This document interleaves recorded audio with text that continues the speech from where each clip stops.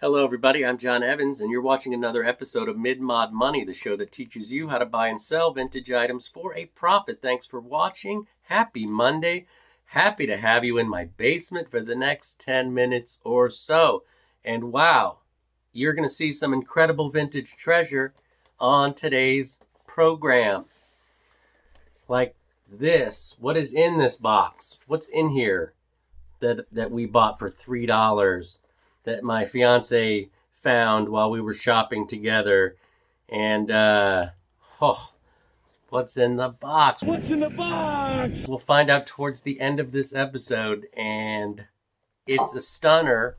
Also, first Monday of the month, today, find out what you can win for free at the end of the episode by merely, let's say it together, subscribing to the show. That's right. All you have to do is subscribe to the show. Comment on this very video, you'll be put in the running to win the prize next week. So get out there and vote. Okay, let's get to today's show, shall we? And it's a good mixture of stuff and something I've never found before at the end of the video. First, a mid-mod money first. Oh, almost forgot. You'll notice my oil rain lamp gone. It is stopped working. Very mysterious. Stopped working, and I replaced it with my Keep on Truckin' head shop flickery light lamp that I just decided to take for a spin. I rarely break that out. Probably the only time I have it on the show, so enjoy. First thing I found at Goodwill.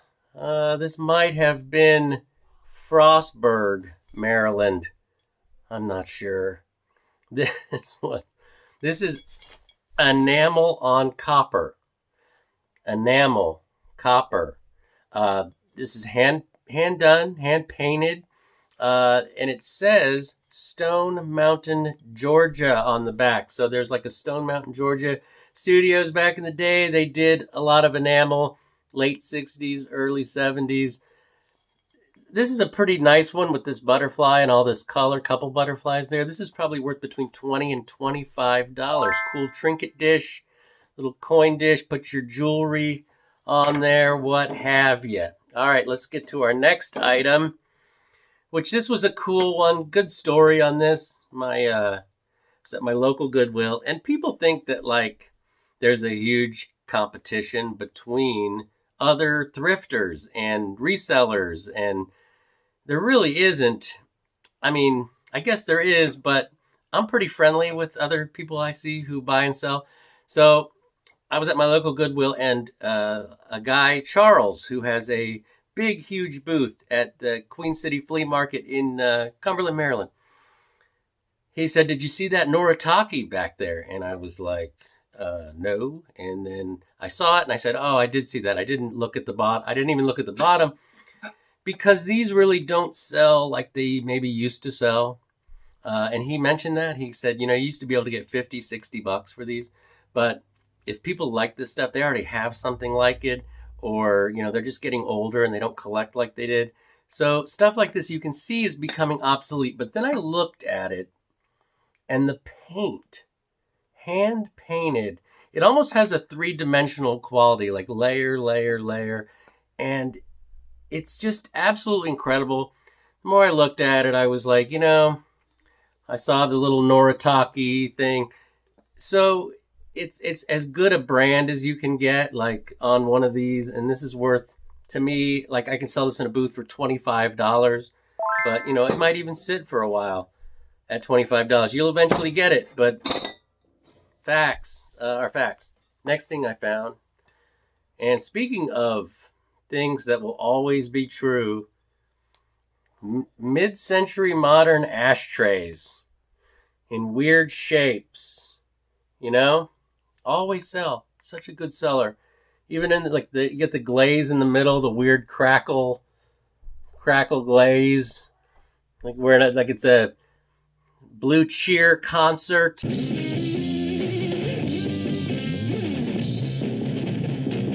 Or something, the 13th floor elevators concert. This is $1. For me, $1, that's crazy. I can sell this for 18, 19 bucks. So easy. It's pure profit, like $18 profit. And this will sell. And this is the kind of thing that keeps me in business. Next thing I found was this. Whoops. I don't think I overpaid for this, but very uncharacteristic of me to spend $15 on a plain white pitcher. It's not plain. It's not that plain because it's got the Art Deco lines. It's leaning. This is called a ball pitcher. I did get caught up in the name Marcrest by Hull. The only reason I bought this is because I knew it was like 1950 or before. And when I looked these up on to get comps, the only person that had one of these was about $55.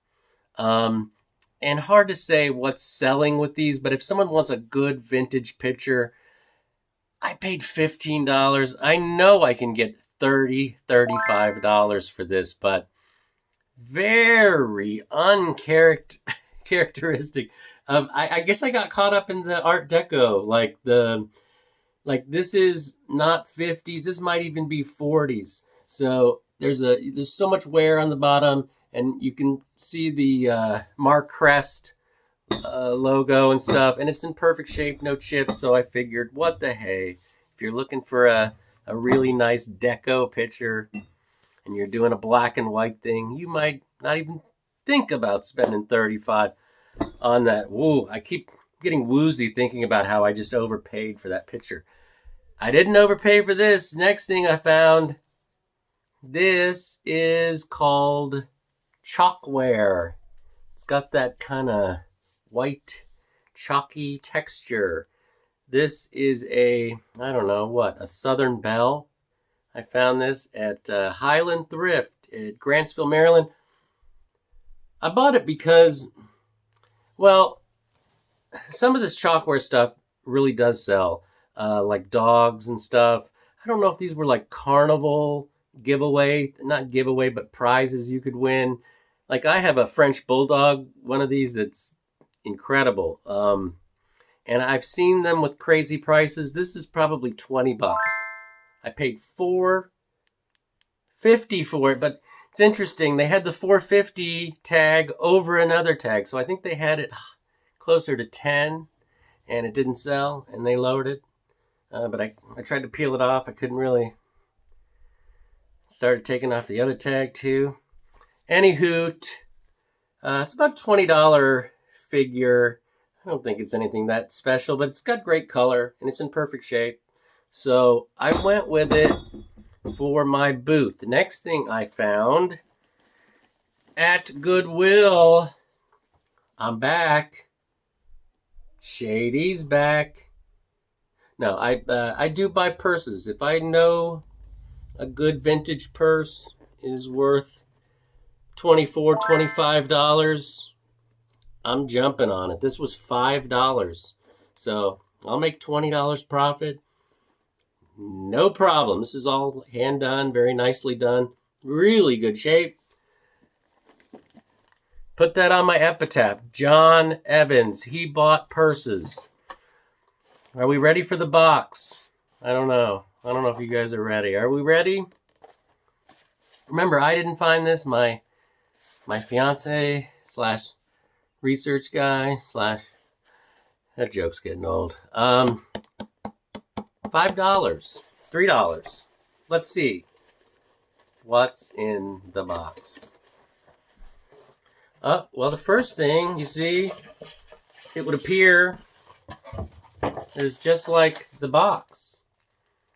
Kind of a Christmassy snowflake looking thing, but oh, now we're into something. Oh, more psychedelic, right? And then I think this one's kind of not as great, but this one, probably looking at 10 each on those. That one, and I mean, this is probably 30 to $35 if you sold them individually. If you sold the whole set, I don't know. But I'm probably breaking these up, selling them one by one for about $10 a piece. So I'll call it about $35 conservatively. All right, well, we're down to our last item, and then we find out what you can win for free. And here is a mid-mod money first. What just happened? Look at this. Speaking of art, look at this bad boy. This is a late 1950s acoustic guitar in really, really good shape. Now, a few things. I've never bought a guitar before in my life. Thrifting, okay? I have a guitar, a bass guitar, and had guitar lessons, formal guitar lessons, bass guitar lessons. Now, my brother plays guitar, my son plays guitar, so I know what to look for when you're looking at guitars. And the first thing you want to look at when you're finding guitars is you want a label right there. This one has none. Very good name on an acoustic guitar would be Martin. That Martin has made guitars for a couple 100 years, if I'm not, I don't know if it's that much, but Martin's been making guitars a long time, and that's what you're looking for. You're looking for Martin. This one has no label, and on the inside, see these scrolls, if you look in there, there is a mark that it says L2059. So a real guitar nerd could maybe find exactly who made this, but the reality is this kind of doesn't matter unless it's made by one of those makers, Fender, Gibson, Martin. So if you're ever wondering, gosh, I don't know if I should pay this for this guitar, if it's got Martin on it and it's old, you are absolutely going to want to buy that guitar because they get into the thousands and tens of thousands of dollars depending on how old they are. True that.